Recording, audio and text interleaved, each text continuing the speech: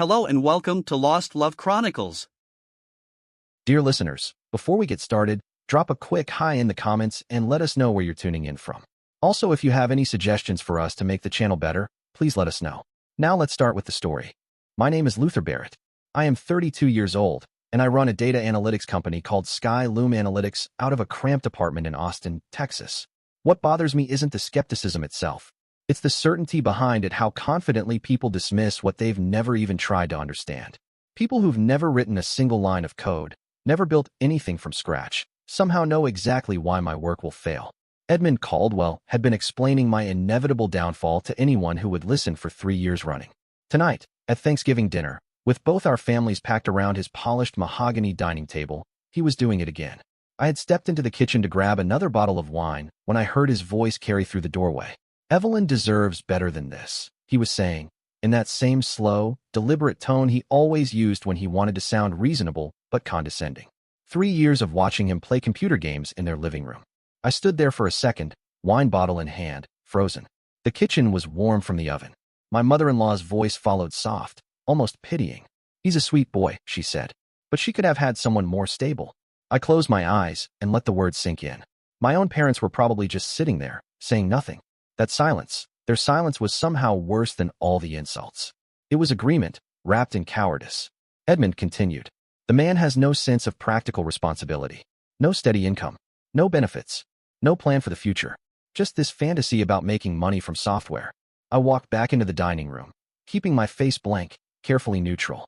I poured wine for everyone who wanted it, Edmund included, and smiled at him like I hadn't heard a word. But something had shifted in my chest. Something cold. Something patient. The truth was, I had signed acquisition papers with Vinex Holdings 2 days earlier. $12 million for Sky Loom Analytics, plus an executive position in their data infrastructure division.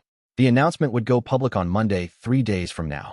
But sitting at Edmund's table, watching him explain why I was destined to fail, I decided some people deserve to learn about success the hard way.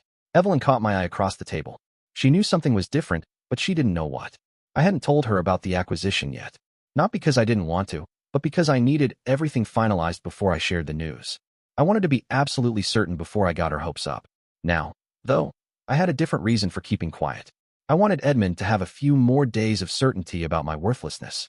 I wanted him to go to sleep tonight convinced that he understood exactly what kind of man his daughter had married. The kind who couldn't provide. The kind who had potential but no results. The kind who should have applied for a job with benefits and kept his head down. The rest of dinner passed normally, at least on the surface. Edmund droned on about his real estate investments and his plans to expand the property management business. He was always expanding something: his portfolio, his network, his ego. He mentioned a new condo development he was eyeing, said something about market trends and cap rates. My cousin, sweet guy, but a little slow, asked about my computer hobby. Still messing around with that data stuff? He asked, half laughing, like I'd been playing with Legos.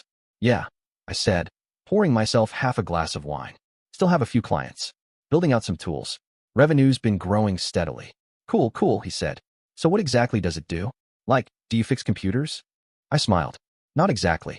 More like helping companies understand patterns in their business data. Sales, customer behavior, that kind of thing." He nodded slowly, clearly unsure what any of that meant. I didn't explain further. Nothing specific enough to sound like bragging. Nothing detailed enough to be impressive. When we left that night, Edmund shook my hand and gave me that same condescending grin he perfected over the years. "Well," he said, gripping my shoulder like he was giving advice to a teenager, "best of luck with your little project." His tone was patronizing, but not unkind. He probably thought he was being supportive. I didn't even flinch. Just nodded and thanked him. I met Evelyn 4 years ago at a coffee shop near the University of Texas campus. She was finishing her master's in education, and I was deep in freelance development work while plotting my escape from a corporate software job that was slowly choking the life out of me. We talked about books, technology, what it meant to build something meaningful. She was curious, open-minded, idealistic, but in a way that felt grounded. Evelyn believed in taking risks for the right reasons. Her family, on the other hand, believed in one thing above all else: security. Edmund had built his wealth carefully: real estate, one property at a time. Nothing flashy, nothing that couldn't be easily explained to a banker. He owned a portfolio of rentals across Austin and considered himself the model of responsible success. When Evelyn and I got married 2 years ago, he pulled me aside at the reception, glass of champagne in hand, to talk strategy. "So," he said, What's the long-term plan? I told him the truth. I wanted to build a company that could help small businesses make sense of their data. I wanted to create analytics tools that were powerful but accessible. He nodded, gave me a polite smile, and said, "Have you thought about applying to management positions at some of the big tech firms around here? Might give you more stability while you figure things out." Sky Loom Analytics started in our apartment 6 months after the wedding. The idea was straightforward. Most small businesses collected enormous amounts of data, but had no way to analyze it effectively. Enterprise solutions were too expensive and complicated. Basic tools were too limited. We wanted to build something in between, something powerful enough to deliver real insights, but simple enough for a small team to use without hiring a dedicated IT department. The first year was promising. I landed 3 clients through networking, former colleagues, word-of-mouth referrals. Evelyn was teaching high school then, and I worked nights and weekends, piecing the platform together, brick by digital brick. She graded papers at the kitchen table while I debugged code at my desk 10 feet away. We lived small, cheap groceries, no vacations, but the work felt real. Hours. Edmund would ask about my progress during family dinners, but his questions were always coded with implication. "How's the business coming?" he'd ask, sipping his wine. "You starting to think about backup plans? Just in case." I'd say something like, "We've got a couple strong leads this quarter," and he'd nod, expression blank. Then pivot to talking about how his property in South Lamar was gaining value. The second year was harder. One client canceled their contract budget cuts. Another decided to bring analytics in-house, thought they could do it cheaper. I spent months setting up calls, demos, follow-ups only to hear variations of, "We love what you've built, but we're just not ready to commit to the monthly subscription." Meanwhile, Edmund started bringing up job openings.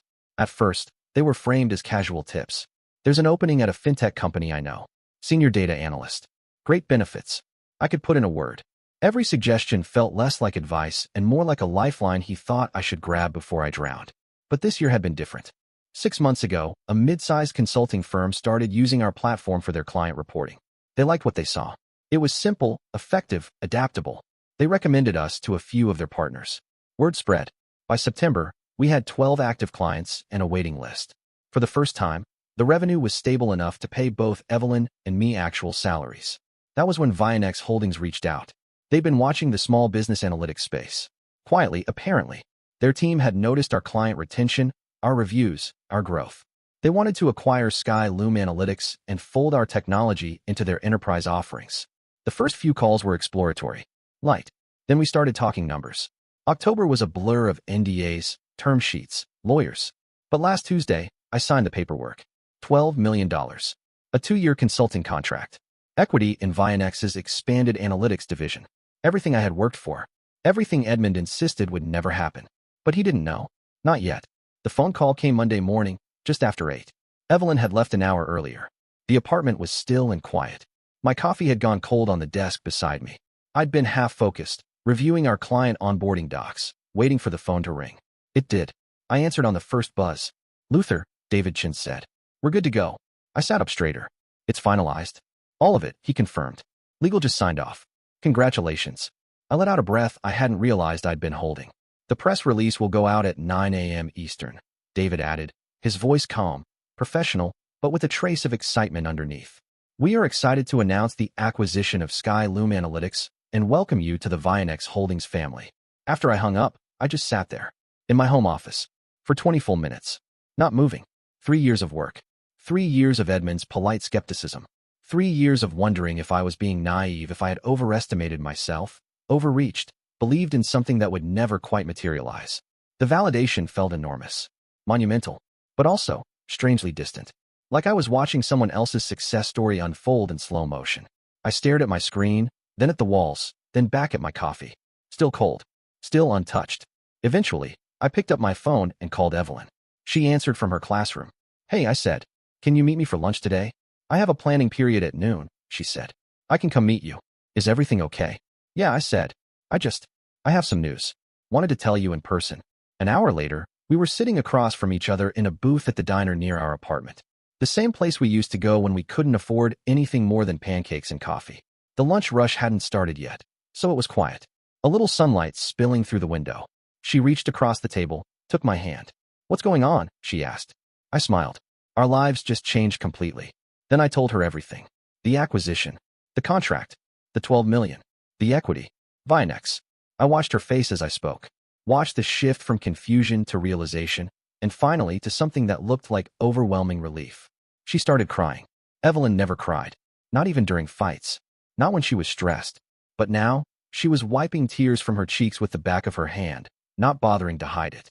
"I always believed in what you were building," she said, voice trembling. "But I worried sometimes. Not about you, but about the pressure you put on yourself." "I worried too," I said, "especially after family dinners with your dad." Her expression tightened. Her shoulders tensed a little. "He's been hard on you," she said. "I know that. But he means well, even when he doesn't express it well." I shook my head. "Evelyn, he called me a complete failure." Her eyes widened. 3 days ago, at Thanksgiving, I said, I was in the kitchen getting wine. I heard him telling your mother, your sister, whoever would listen, that my startup would never amount to anything, that you deserved better." She stared at me, stunned. "He said that?" I nodded. He wasn't whispering. He didn't care if I heard. Evelyn looked hurt. Not just on my behalf, but in a deeper, more personal way, like something in her had cracked open. "I had no idea he was saying things like that," she said quietly. "It doesn't matter now," I told her. "But we both knew it did matter. But I want you to understand why I might not be eager to call him with the good news." "What do you mean?" she asked. "I mean, maybe we let him find out when everyone else finds out," I said. "When the press release hits the business news and people start calling to congratulate us." I let out a breath. "I don't need to prove anything to your father. But I also don't need to make his reaction easier for him." Evelyn considered this carefully, her thumb running along the edge of her coffee mug. "I understand," she said slowly. "How long do you want to wait?" "Until he calls us," I said. "Let him sit with it." The press release went live at 9 a.m. Eastern on Monday morning. By 10 o'clock, my phone was buzzing nonstop: LinkedIn, Twitter, local business blogs.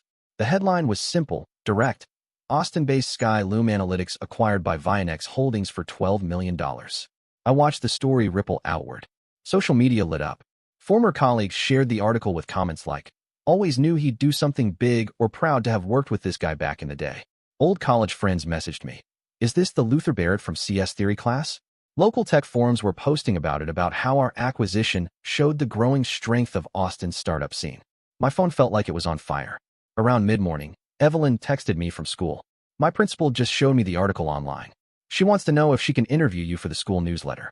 By noon, I'd received 43 phone calls, 67 texts, and more LinkedIn connection requests than I could process. Everyone wanted to congratulate me, grab coffee, pitch a partnership. The attention was overwhelming, but it was also gratifying in a way I hadn't expected. Years of effort, doubt, and quiet belief finally had a moment in the light. But one thing was conspicuously absent. Nothing from Edmund Caldwell. I knew he'd seen the news. He was too connected not to. Evelyn's sister Claire had called her during lunch asking, "Is that real? Is Luther really the guy in that article?" Evelyn's mother left a voicemail saying how proud she was, how excited the whole family felt. But Edmund? Silence. Tuesday passed. Nothing. Wednesday afternoon, Evelyn mentioned it casually while she was folding laundry. "Mom asked why Dad hasn't called you yet." I didn't say anything. "She didn't have a good answer," Evelyn added, glancing at me. "But I think we both know what it is." I nodded. We did know. He was struggling. Not with the news. He understood what had happened, what it meant. He was struggling to find the right words. Thursday evening, I was in my home office, responding to emails from prospective clients who had found us through the Vianex announcement, when his name popped up on my phone. Edmund Caldwell. Calling. I watched the screen until it went dark. Let it go to voicemail. An hour later, he called again. I ignored it. He called once more, just before I went to bed. I didn't pick up. Friday morning, he texted, "Luther, I have been trying to reach you. Could we talk when you have a chance?" I showed the message to Evelyn as we sat down for breakfast. She looked at it, then at me. Her face softened, eyes flickering with conflict, understanding where I was coming from, but clearly torn. Torn between her husband and her father. "He's probably embarrassed," Evelyn said, her voice low. "About what he said on Thanksgiving." "Good," I replied, without hesitation. "He should be embarrassed." She gave me a look, not angry, but waited. "He's still my father, Luther. At some point you will need to have a conversation with him." "At some point, yes. But not right now. Not while he's scrambling to figure out how to rewrite the last 3 years of dismissing everything I worked for." Evelyn nodded slowly, but I could see it was bothering her. My refusal to take Edmund's calls was beginning to press against her from both sides. She didn't want to take his side, but I was her husband, and she was being pulled into a quiet, unresolved standoff. She was stuck between supporting me and keeping peace with her family. It was an unfair position for her, and I knew I couldn't let that go on for long. But before any resolution, I wanted Edmund to sit with it. To feel what it was like to be dismissed, ignored by someone whose opinion meant something. For 3 years, he had treated my work like a phase, a hobby. He never asked about our business model, never asked who we were serving or what problems we were solving. He had made up his mind from the beginning. I wasn't the kind of man who built something that succeeded. Now he knew otherwise. And now, it mattered to him. He was reaching out not just to congratulate me, but to salvage something. Because he knew he'd gotten it wrong, and the longer he stayed on the wrong side of it, the more permanent that misjudgment felt. But letting him fix it too quickly would have meant letting go of how deep his dismissal had cut. Some mistakes are meant to be uncomfortable for a while. Then, on Saturday afternoon, around 2 o'clock, there was a knock at the door. Evelyn and I were in the middle of going over weekend plans, what errands we needed to run, what groceries we were out of. She walked over and opened the door. I stayed where I was, just out of view. Then I heard his voice. "Hi. I was hoping I could come in and talk with both of you." Evelyn turned to me, her face cautious but calm, a silent question in her eyes. I gave a small nod. Avoiding him forever wasn't a plan, and I preferred to have this conversation on our ground, not his. Edmund stepped in and looked around the apartment. He seemed smaller than I remembered him. Not physically, but in presence his usual certainty replaced by something tentative. He sat on the couch without being asked. His hands rested between his knees, and he stared at them like they held the right words if he could just read them. Then, finally, he spoke. "I owe you both an apology," he said. "Luther, I've been trying to reach you since Monday, and I understand why you haven't returned my calls." His voice was slower than usual, deliberate. No performance, no posture. "I said things about you and your work that were not only wrong," he paused, as if swallowing something dry, but cruel. It was more direct than I'd expected, a better opening than I thought he'd manage. Still, I didn't reply. Not yet. I wanted to hear where he would take it. When I saw the news about the acquisition, Edmund began, still staring at his hands. My first feeling wasn't pride or excitement. It was shame. His voice was low, not dramatic, just worn. Shame that I had been so wrong about what you were building, and shame that I'd been so dismissive of your efforts. He finally looked up first at Evelyn, then at me. "Your mother told me you overheard what I said at Thanksgiving. About you being a failure. About Evelyn deserving better." Those words were unforgivable, and I've been thinking about them all week. They were unforgivable, I said, and let the words hang between us. But they were also honest. "That's really what you thought about me." He winced, like the honesty in my voice cut sharper than anything I'd said before. "Yes," he said quietly. "That's what I thought. I was wrong, obviously, but I was also wrong in a deeper way. I let my own fear about financial security make me cruel to someone my daughter loves." "Your fear?" I asked. I wanted him to say it plainly. "I built my wealth carefully," he said. "Conservative real estate investments, municipal bonds, businesses with predictable cash flow. I understand that world. I know how to evaluate risk in that context. But I don't understand technology. I don't understand startups. So I assumed they were inherently more dangerous than they actually are." It was an interesting answer, a little self-reflective, but it still didn't touch the center of it. "You weren't just skeptical about my business model," I said. My voice was even, but I felt the heat in my chest. "You were dismissive of me. As a person. You talked about Evelyn deserving better, not about Evelyn deserving more financial stability." Edmund nodded slowly. "You're right," he said. "I confused my anxiety about your career with my assessment of your character. I decided that someone who made risky professional choices must be irresponsible in other ways too. That was unfair. And stupid." Evelyn, who'd been quiet until then, turned to him. Her voice didn't rise, but there was steel in it. "Dad, I appreciate that you're trying to make amends. But Luther has every right to be angry about this. You spent 3 years treating him like he wasn't good enough for me." "I know," Edmund said, looking down again. "And I know that apologizing now after he's proven me wrong so dramatically probably seems convenient. Like I'm only changing my opinion because of the money." "That's exactly what it seems like," I said. He went silent for a long moment, then really looked at me. "What would you need from me," he said carefully, "to believe that my apology is genuine?" It was a fair question, and I gave it the thought it deserved. The truth was, I didn't need Edmund's approval. I didn't even need his respect. His opinion of me had been wrong for 3 years, and I had no illusions that it wouldn't continue to miss the mark in new ways going forward. But what I did need was for him to understand that his dismissal hadn't just been about my business or my professional choices. It had been personal, deeply personal. I looked directly at him. "I would need you to understand," I said carefully, "that you weren't just wrong about Skylum Analytics. You were wrong about me, about who I am, and what I'm capable of." Edmund didn't flinch this time. He held my gaze. I kept going. "And I'd need you to treat Evelyn's judgment with more respect going forward. You weren't just doubting me, you were implying that she made a poor choice in choosing me. He was silent for a long time. The kind of silence that makes you wonder if the words are actually getting through. Finally, he said, "You're absolutely right." He turned slightly to Evelyn, then back to me. "I disrespected both of you. And I did it consistently. For 3 years.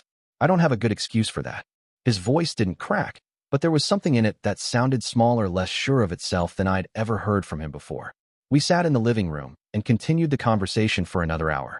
It wasn't all emotional. Unpacking some of it turned surprisingly practical. Edmund started asking actual questions. Not the condescending kind disguised as interest, but real questions. He wanted to know how I built Skylum Analytics. He asked about the architecture behind our data processing, how we handled client-side customization, what Vinex had seen in our platform that differentiated it from other tools. I answered, cautiously at first, then more freely as I realized he was listening, actually listening for the first time since I'd known him. "I realize now," he said slowly at one point, "that I never really tried to understand what you were building. I made assumptions based on my own limitations, not on what you were actually accomplishing." It was probably the closest thing to a real apology I was ever going to get from Edmund Caldwell. He wasn't the type to break down or gush. But this admission, it meant something. When he left that afternoon, Evelyn and I sat on the couch and talked. The immediate tension was gone, but we both knew this wasn't over. There was still a long way to go. "He spent 3 years," I said, positioning himself as the practical voice of reason, always comparing my plans to his real-world experience. "Now that dynamic's been turned upside down. Everyone's going to need to adjust. I think he learned something important today," Evelyn said softly. "Not just about being wrong. About how dangerous it is to make assumptions with limited information." "Maybe," I said, "but I'm not going to pretend that everything's fine now. Just because he apologized doesn't mean I suddenly trust him. That takes time to rebuild." Evelyn nodded, reaching over to take my hand. "I don't expect you to pretend anything. I just hope you can both move forward from this," Evelyn had said after that long, difficult conversation in our apartment. Over the next few weeks, Edmund made an effort. He called regularly, but not excessively, leaving voicemails about upcoming family gatherings, asking how things were going at Vinex Holdings. His tone had changed. It was respectful now, almost cautious, as if he were aware of the damage he'd done and was trying, in his own awkward way, to repair it. I returned his calls when I felt like it, and when I didn't feel like it, I didn't. Not to punish him, but because I was busy, really busy with the transition and integration work following the acquisition. And honestly, I didn't feel obligated to help him feel better about his guilt. He'd spent 3 years treating my work like it was an indulgence, not a pursuit. A few weeks of silence felt like an appropriate recalibration. The real test came 6 weeks later, at Christmas dinner. Edmund had asked if we'd be comfortable having the gathering at his house, given everything that had happened. Evelyn and I talked it over and agreed. We couldn't avoid family forever, and truthfully, I was curious. I wanted to see how he would carry himself, now that he no longer held the upper hand. He surprised me. He was gracious, but not obsequious. He asked thoughtful questions about the work I was doing at Vinex. When I answered, he didn't nod absent-mindedly or wait for a chance to change the subject. He listened, like it mattered. And when other family members brought up the acquisition, he didn't retreat into polite deflection. He joined the conversation. He expressed pride, not the performative kind, but the quiet, deliberate sort that felt earned. The most surprising moment came when his neighbor dropped by during dessert to hand-deliver a Christmas card. Edmund introduced me without hesitation. "This is my son-in-law, Luther," he said. "He just sold his analytics company to Vinex Holdings." Proud, clear, no qualifiers, no patronizing undertones. Not Evelyn's husband, who works in tech. Not he's doing something with data, I think. He said it like it meant something. And for the first time in a long time, it felt like it did to him. After dinner, while Evelyn helped her mother plate slices of pie in the dining room, Edmund and I ended up in the kitchen together. It was quiet. I leaned against the counter. He pulled 2 beers from the fridge, handed me one, and twisted the cap off his. Then he looked at me, really looked, and said, "I want you to know that I respect what you built. But more than that, I respect how you handled my skepticism. You could have made this whole situation much harder for Evelyn and for our family." I considered it. I said honestly, meeting his eyes. Edmund gave a wry smile. "I probably deserved worse than I got." "You definitely deserved worse than you got," I replied, letting the corners of my mouth lift just slightly. There wasn't malice in my voice, just truth, the kind we could both sit with now without flinching. The real vindication, though, didn't come from our reconciliatory talks or holiday dinners. It came 6 months later, when Vinex Holdings promoted me to Director of Small Business Analytics and announced that our platform had become their fastest-growing product line. The promotion came with a generous salary bump and a meaningful equity package, but what mattered most was the validation. It was everything I'd fought for since the earliest days of Skylum Analytics' acknowledgement that the work had value, that the vision had been sound, that I had not been delusional or naive. I had been right to believe in it, even when others hadn't. Edmund read about the promotion in the Austin Business Journal and called me immediately. His voice on the other end of the line was animated. "Luther, I just saw the news. Congratulations. Director already. That's huge."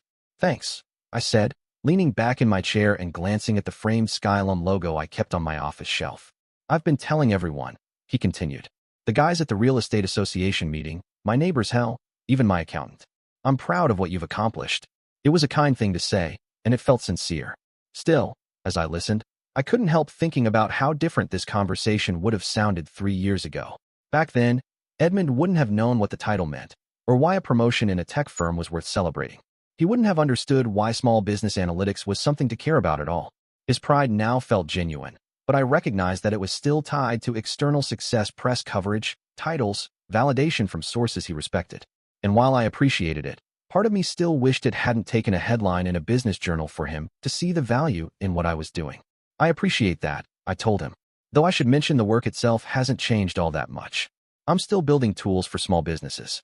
The difference is, now I have a team and more infrastructure behind me." "But now you're doing it as a director at a major company," Edmund said.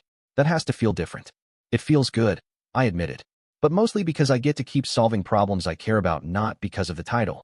There was a pause on his end, and then he said quietly, "I think I understand that now. I used to think job security and prestigious titles were the most important things. But watching what you built made me realize that finding meaningful work matters more than I thought." It was probably the closest Edmund would ever come to admitting that his entire framework for evaluating professional success had been limited. And to his credit, he was learning slowly, maybe, but earnestly, that there were different ways to build a valuable career. Not all of them came with suits and real estate portfolios. Some of them started with code and questions no one had answered yet. "Evelyn told me you're thinking about starting another company eventually," Edmund said. "Maybe in a few years," I replied, "after I finish my commitment to Vinex Holdings. There are still problems in the small business space that I think technology could solve, problems that aren't being looked at because they're not sexy enough for venture capital." "You'll have my support this time," Edmund said. "And my apologies again for not supporting you the first time." I nodded. I didn't need the apology anymore, but hearing it mattered.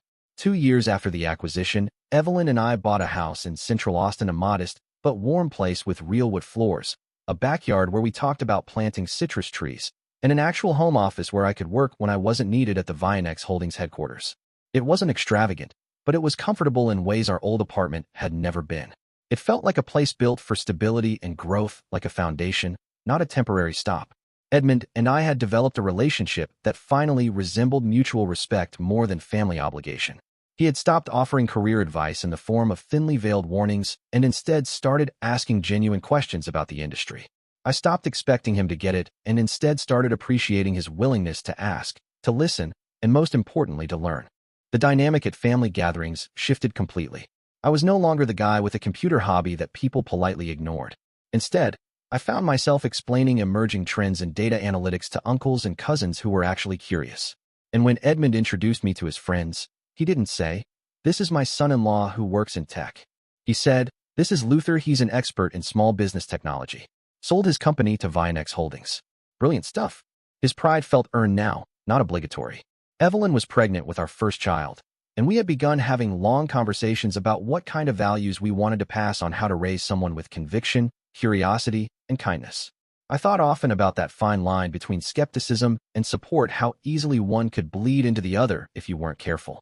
How important it was to ask hard questions, but not to weaponize doubt. Edmund had taught me accidentally how important it was to believe in people, even when their path didn't make immediate sense. It was a quiet Sunday afternoon in March, the kind where sunlight spills across the floor in long rectangles, and the house feels almost suspended in time. I was working in my home office debugging some code for a new internal tool when my phone rang. It was Edmund. "Hey, Luther," he said. "Any chance you're free for a coffee today? I could use your input on something tech-related." I paused for a moment, more surprised than anything. "Sure," I said. "What kind of input?" "It's this property management software I've been using," he said. "Something's off with the way it syncs tenant data across platforms. And I realized I've got a son-in-law who literally builds this kind of thing for a living." That last part came with a chuckle, but it didn't feel like a joke at my expense. It felt like an admission. A soft one. An overdue one. We met at the coffee shop just down the street from our house. He was already there when I arrived, a laptop open in front of him, his reading glasses halfway down his nose. The screen showed a cluttered dashboard full of tabs and half-loaded reports. "I should have asked for your help years ago," he said when I sat down across from him. I took a sip of my coffee before replying. "You weren't ready years ago," I said. "But you are now." He nodded slowly, like he understood exactly what I meant, and agreed. For the next hour, we talked shop. Database optimization. UI design. Error handling. Edmund took notes, asked follow-up questions, and listened with an attentiveness I hadn't seen from him before. Not just listening to be polite, but listening because he genuinely believed I had insight he didn't. And that's what made the moment feel significant. Not because he was finally coming to me for help, but because he wasn't doing it out of obligation or as a symbolic gesture. He needed help, and I was the best person he knew to give it. Driving home afterward, I thought about that Thanksgiving dinner 2 years earlier, about standing in his kitchen, a beer in my hand, while he explained with complete certainty why I was destined to fail.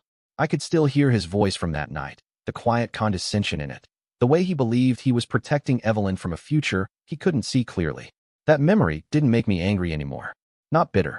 It was just a reminder of how far we'd come, of how far he had come. Because respect that is demanded is fragile, conditional. But respect that is earned over time, through friction, patience, and consistency, that kind settles in deep. That kind doesn't just change how someone sees you. It changes how they see the world. Some people needed time to recognize what they couldn't see immediately. And some victories were worth waiting for. Dear listeners, please share your thoughts in the comments section below, and don't forget to like, share, and subscribe.